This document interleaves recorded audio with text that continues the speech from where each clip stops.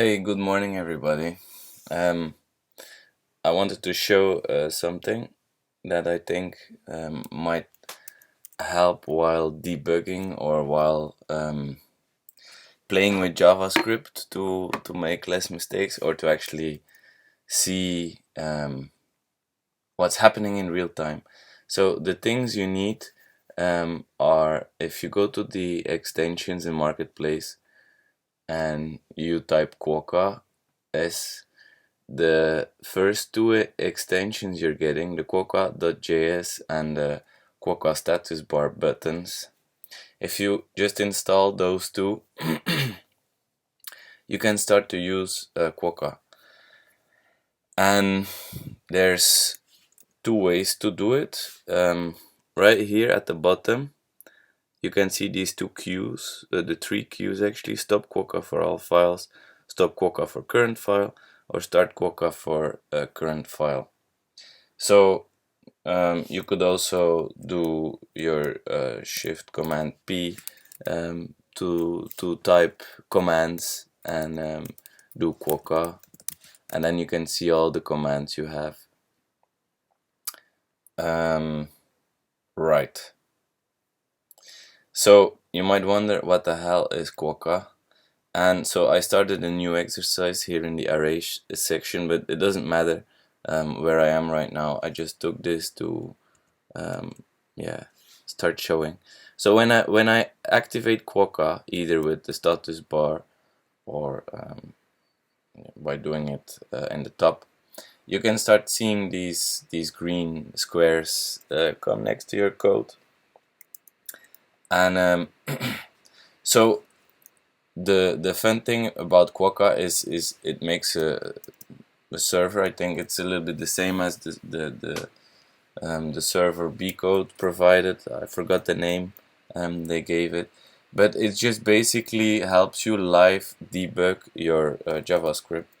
So if I say, for example, const fruit equals fruits, and then so I wanna get um, the the second place in this. I want to get the item that is in the second place in this variable. So that's fine. But now if you want to know if it worked actually, um, you can do Quokka. Where is it? Quokka show value or show output. Yeah, sorry. Not like that. But the easiest thing, the thing I do is I type log and then a console log, and I just log the variable. Um, you know, I just log the variable that I just made to see if it works and to see what it does. So if for example I change this to 2, I was gonna take okay, it's raspberry, and then if I say 6, oh, it's orange. So you can instantly see what you're doing. And so I like to break my code down into smaller steps, um, and play with it just to see if what you programmed is correct. And as you can see, this variable here, this fruit, it's a string, and it works. you know if I change it to 8, it's gonna be durian, and durian is on the, I don't know what a durian is actually, it doesn't matter. So it's on the 8th spot in the array. And yeah, you can do it with so many things. So let's say, for example, I want to make a for loop, and um, yeah, I want to, what can I do in the for loop? um, let's say, let's change this to 10 something. I wanted to do something 10 times. So let's say log. So I wanted to output something in the console. what can I say, I plus plus. So it's gonna show you the output of your for function right there. So it's quite handy, you know. You can see, oh, okay, so when I change this, what's gonna happen? So I change to 20. Oh, okay, so these are the outputs I'm getting, or this is what the for function is doing, just by using the console log. Um, sorry, it shows you everything it's doing. I mean, I don't know if I have to go deeper in this. I just find it really really handy. It it helps me while programming JavaScript to make less errors. For example, like something that I see that sometimes is a problem also in these exercises is you have something. Let's say, for example, let number equals 10, and then you have a let number 2, I don't know, equals 20. And so these are numbers, right? And let's say, for example, we wanna concatenate them, like we wanna have them like this. So this, if we're gonna look at the manuals online, and we're gonna see our concatenate, we use a plus to concatenate, right? So if I do let conc is, for example, number plus number 2, and I wanna see the output, I can do log and conc, and so I see, that's 30, right?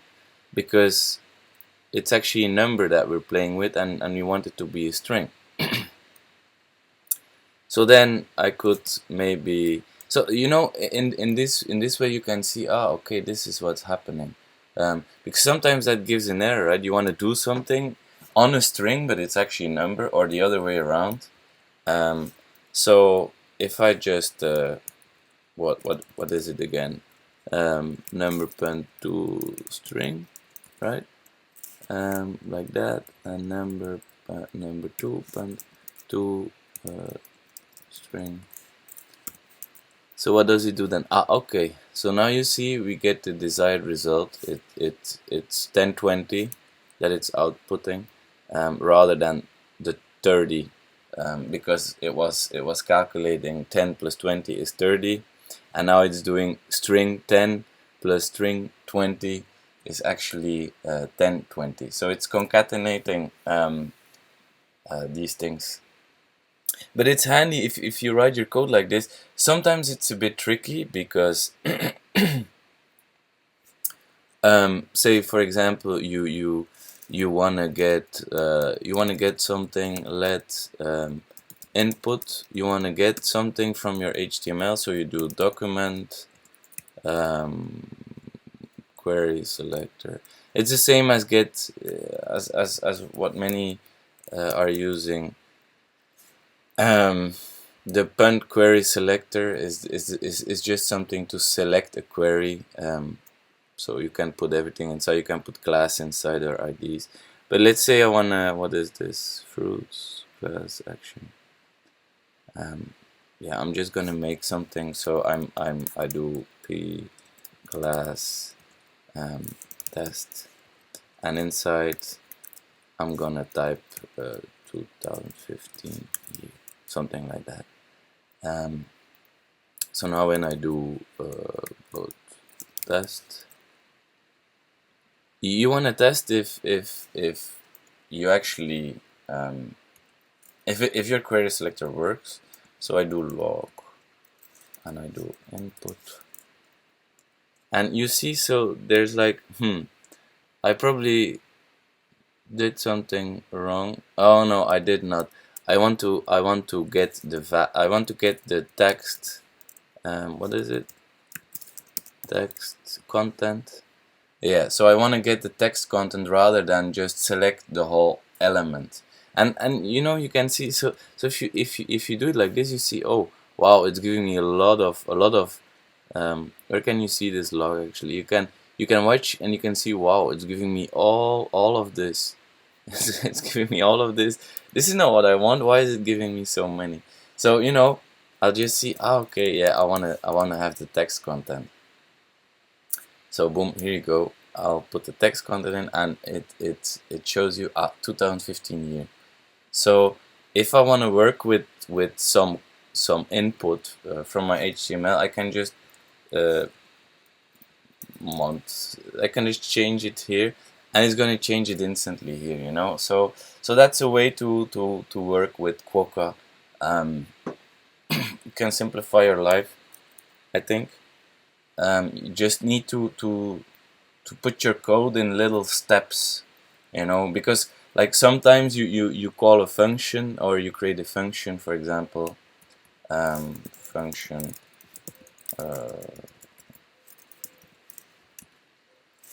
func and I don't know, something. I'm just putting something out there, and I create the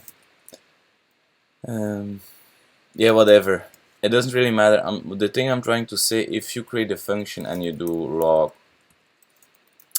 and you just output test,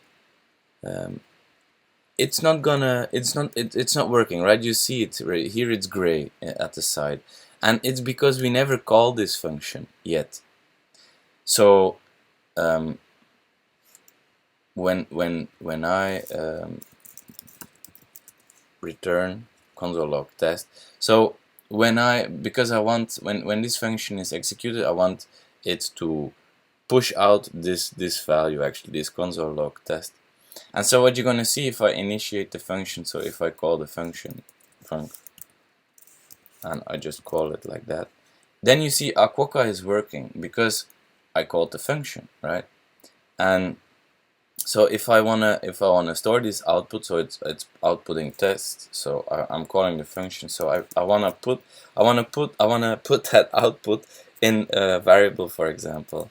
So let's say constant function variable. Wow, this is a really long name. Which is not really advisable, right? But if I do constant function variable equals this function here, I call this function. Now I'm gonna see if I do log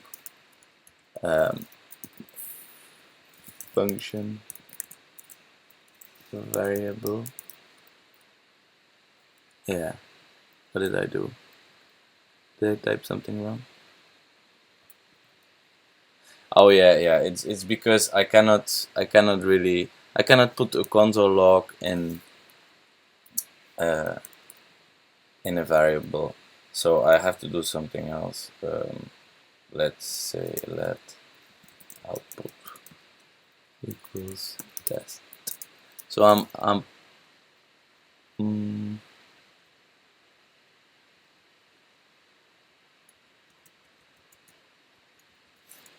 um, I don't know what I'm doing. I'm just trying some stuff out, but this is how you have to do it. So I'm returning, and now I can see, wow, okay, so this function here, this function is actually outputting the word test.